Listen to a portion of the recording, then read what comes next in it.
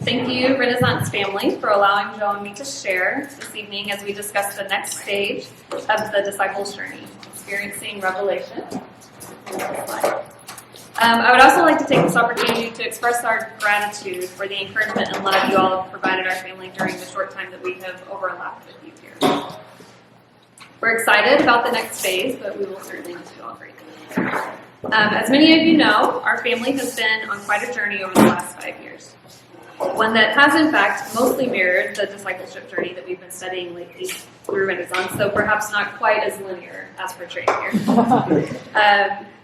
We were ordinary people living a comfortable life in Arkansas when, in early 2017, Joe and I felt a call to church planting.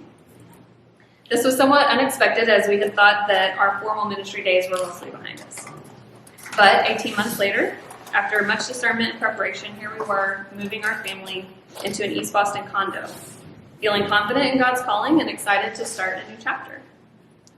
We had already begun to talk with our future teammates, Fab and Kim, even before officially moving, thanks to a mutual friend who had connected us based on our common interest in church planting. And we anticipated teaming up with other East Boston families once we were here and settled. However, almost immediately after we moved, in the fall of 2018, we began to face obstacles on a personal and spiritual level that we had never experienced before. We were definitely feeling the struggle on a daily basis, every day. Though tempted many times to turn back, we did try to stay open to God's leading and not give up too soon. By early 2020, we had finally gotten into a rhythm with a small house church and had begun connecting with Renaissance as well by that point. So throughout all of this time, we were constantly learning new things that felt brand new, incredibly challenging, and not always positive or inspiring. We often felt disoriented, struggling to figure out which way was up, and just trying to stay afloat emotionally and relationally. And that was all before COVID. I told Jacob earlier this week, we had lunch, and I said that when I first saw this at the January gathering, Drew was speaking, and then the next month Jacob was speaking. I'll be honest, I sat on the front row, and I don't remember a thing they said. I'm sorry, guys. But it's like I was seeing my life played out in front of me, and I was wondering, when does this end? Mm-hmm. That's how bad it was. I couldn't really show it in the moment because I had to get back up and lead worship. You ever been there?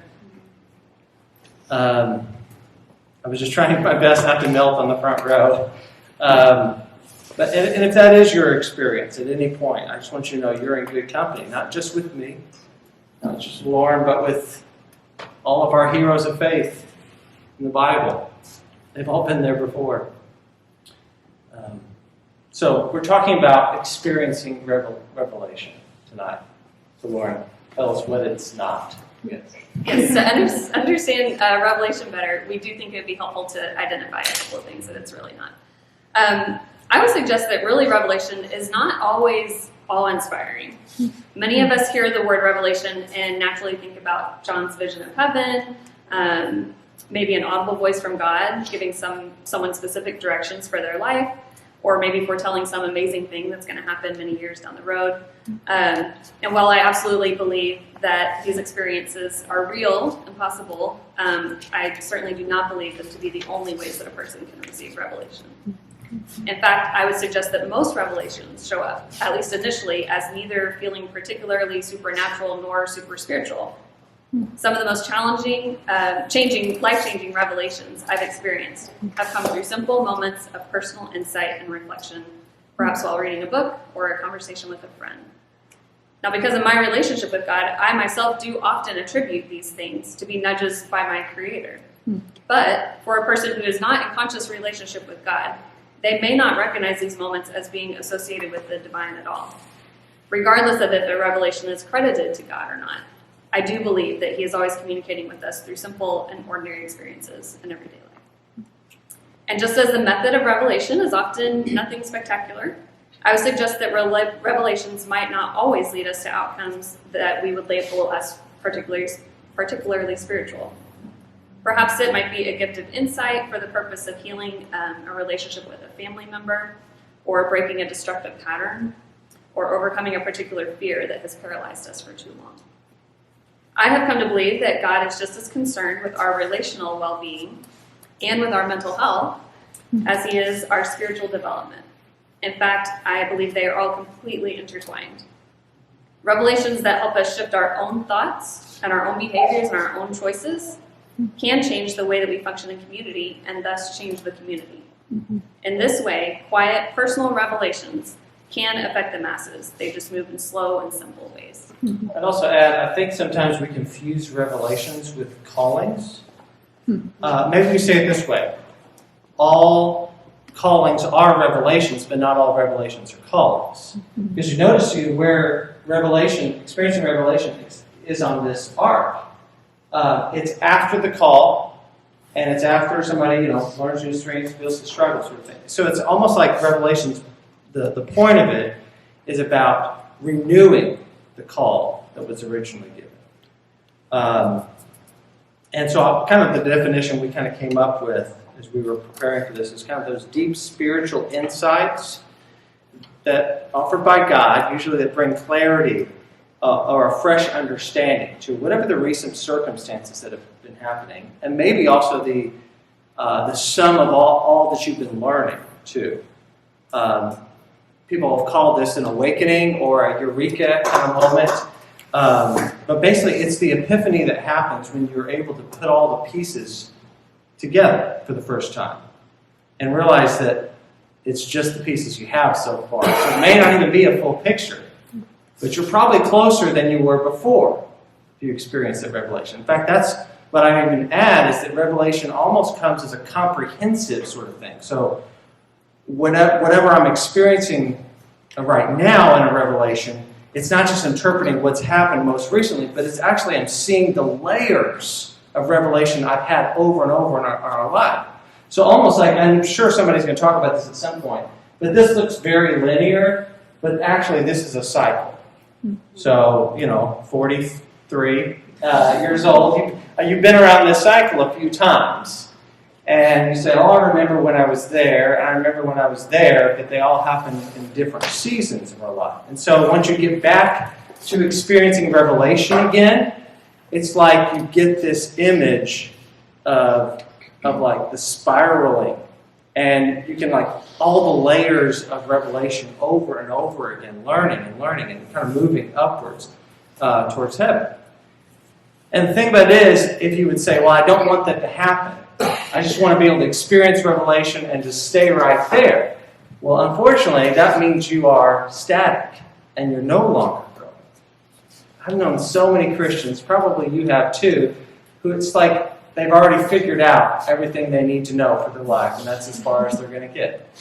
And so we want those moments to invite this, but realize when we're inviting revelation or inviting this cycle to happen in our life, we're also inviting the struggle and the new callings and the stretching and the learnings and all those things. And so I think what we really get as we talk about this picture of the hero's arc, of the disciple journey, we can look back in Scripture and we can identify and even relate to different moments in our hero's journey and their faith. So for me, a big one was always Elijah. 1 Kings 19. Elijah goes running away from Queen Jezebel. He's afraid for his life. And he gets there and he basically wants to meet God to complain. He just says, no one's with me, I'm all alone, they want to kill me. He just has all these lists of complaints. And that's the moment where God shows up, not in the wind, not in the earthquake, not in the fire, but the low, gentle whisper. And that's when the moment he puts his cloak over his head and walks out of the cave of the mountain. And he again gives his complaint to God. And God's response and his revelation at that moment is he's not alone. There are 7,000 who've never bowed the knee to Baal. And on top of that, he's got a partner and he doesn't even know it. His name was Elisha, and he was supposed to go find this guy and basically recruit him to his ministry. And then, of course, this is just this big watershed moment in his life and leads him towards this great ministry. He's renewed once again. So that's just one example. One of the stories that I've come to deeply appreciate is the one of Hagar, the young Egyptian servant of Sarah and Abraham. To me, she kind of represents those who exist in circumstances where they really have no rights, those who are used and abused by others with no regard for their individual identity or value as a human. Many of the people I work with on a daily basis have at some point in their lives been objectified or treated severely in severely cruel ways, kind of similar to what Hagar experienced, which makes the story especially dear to my heart. So in Genesis 16, we find Hagar running away after being involuntarily impregnated by her master and then beaten by her mistress. While she's alone in the desert, God shows up in the flesh to talk to her and to comfort her and to speak to her of both the present and the future. This experience is new for her, a person of authority engaging with her with respect and honor and kindness. And then comes my favorite verse. She gave this name to the Lord who spoke to her. You are the God who sees me. For she said, I have now seen the one who sees me. I think that's so beautiful. How very important it is that we as humans are seen, especially in moments of despair, and met with encouragement and not judgment. So this interaction with the Christ gives her the strength to return to her circumstances, which have not changed, with a new sense of identity and purpose and hope. That's a good point. The revelation doesn't change the circumstance, does it? And so you got Elijah in a moment of fear, Hagar in a moment of despair, and then I see Peter getting his revelation in a moment of shame. It's because Peter's revelation probably came whenever he denied Jesus in the high priest's courtyard. We don't get the dialogue with Peter that we do with those other two stories about what he was thinking. But all we know is we see him after the risen Christ appears to him. He is now the opposite of what he once was. He was shameful. Now he's unabashedly proud and leading the church. Remember, he spoke to thousands of people. He led the early church. And a great story in Acts chapter 4, he and John were arrested and pulled into the Sanhedrin. And I got to think, is this the same group of religious people who are like, before he was ashamed of who Jesus is, now he's there saying, you decide whether or not we're going to listen to you or listen to God. We can't help but speak about this Jesus. That's how fervent he was. And it just makes me think, wow, what a revelation that turned his whole life around and, of course, just shaped the rest of the church. And in all these stories, what we're getting is these windows into, if you can borrow a phrase from the story of Paul, it's like something like scales falls from their eyes. And they can see clearly for the first time. Again, their circumstances haven't changed, but they see their purpose. They see what they're about. They feel God's provision. They feel forgiveness again. They feel this unconditional acceptance in their life.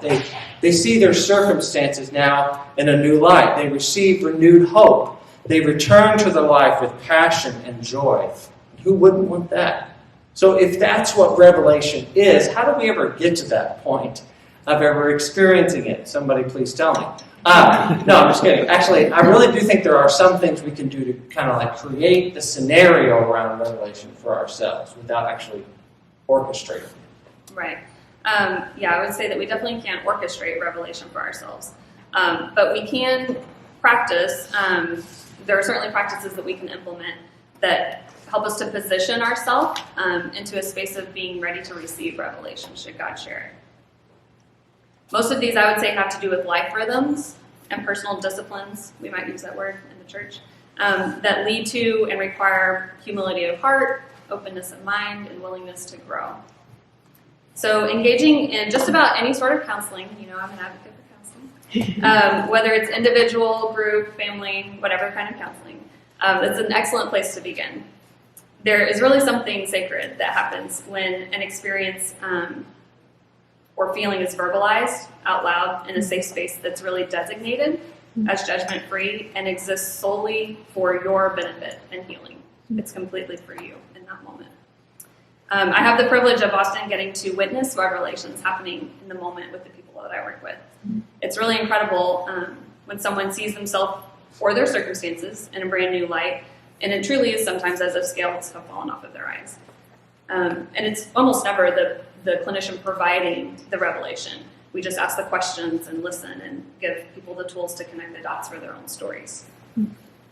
But in addition to actually engaging in the self-work with a counselor or a group face-to-face, there are countless tools available that we can use on our own to help us learn about ourselves and the systems that we function within. So for instance, Joe and I have benefited immensely from studying the Enneagram, which we might have mentioned to you at some point, which is a model that addresses how our internal motives and past experiences affect the way that we make decisions or engage with other people. We also have enjoyed learning about internal family systems. I just shared this with Christine the other day through a podcast. Internal family systems helps us to shed light on generational patterns and kind of their unconscious and often unintentional influence on how we function from day to day. So if you're interested in books or podcasts about either of those tools or others, we will happily provide you a list and might talk about it over and over and over. You know, one of the things we actually do all the time, when we talk about internal family systems, is whenever we go visit our families, we'll like spend the next 4 or 5 hours in the car on the plane ride detoxing from the different debriefing. Sorry, Mom, if you're watching this. Debriefing, like just trying to figure out, like, notice the patterns. And I really think that kind of introspection leads us to a place when we're now like, oh, I see how this is all coming together. You see how that's kind of leading up to this moment of revelation.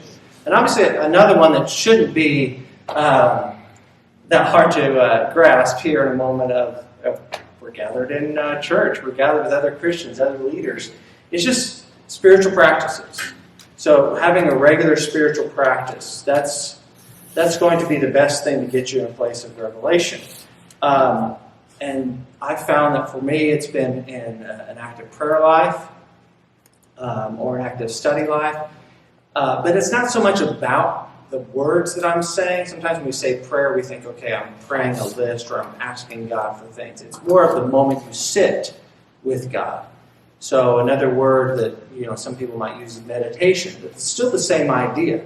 That we're being drawn into a deeper connection with God. And in that moment, if we can quiet our minds, quiet our spirits, I think that's when we're going to be more apt to hear the low, gentle whisper of the Spirit. Some of the things that work well for me, if that's foreign to you, is practicing a breath prayer. Drew did it before we even got started here, but you're breathing in and you're kind of like thinking a particular phrase and you're breathing out another phrase. So one of those is, Jesus Christ, Son of God, have mercy on me, a sinner. You could do the same with any phrase or song lyrics or anything like that, but something that kind of like gets me to calm down and gets me to be in the mode to God. Another one that I don't know if we talk about enough is examine. So this is a prayer that's usually done at the end of the day, and it's where you're sitting with God and letting God kind of bring to mind all the events and conversations and circumstances, the patterns of the day, and you're letting God put together the pieces. There are great resources out there if you just want to look, just Google examine, you'll be able to identify some of those things. But overall, I think really what we're trying to do is like just get ourselves into a place where revelation can happen. But again, like Lauren said, you can't really make it happen, but we can be in a place that's more ready and more prepared to have it happen.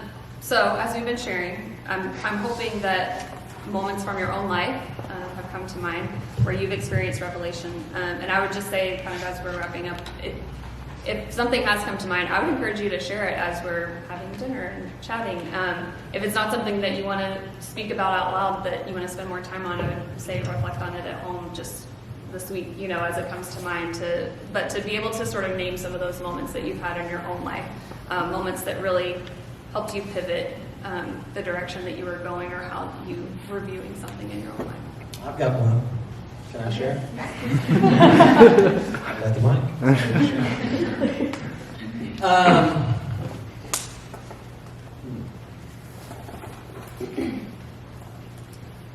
I don't know why. I don't know why it didn't work. But this has actually happened more than once in my life, where we've been the people who've come and been around something, and the good news is usually when I leave, it takes off. And that's a frustrating place to be sometimes. You're like, oh, man, they're so close. But honestly, one of my lowest moments here, it was in October of 2019. And I was sitting on the floor, meditating through tears. And I felt God calling me to that passage in 1 Kings 19. And I heard the words that God spoke to Elijah. I heard them for me. You're not alone. There are others in this city. And then, that was a Wednesday. And then, I don't know, the next day, a couple of days later, basically it was that weekend, Fab said, hey, we're going to go over to Waltham. We're going to check out this micro church community. So you guys were answered in prayer. And I fought it. I just was like, oh, this surely can't be for us. And yet, that was God's plan, for us to be connected with you guys. So hopefully we've been an encouragement, and you guys definitely have been an encouragement to us. And we're just really grateful to be connected with you guys. So thank you so much.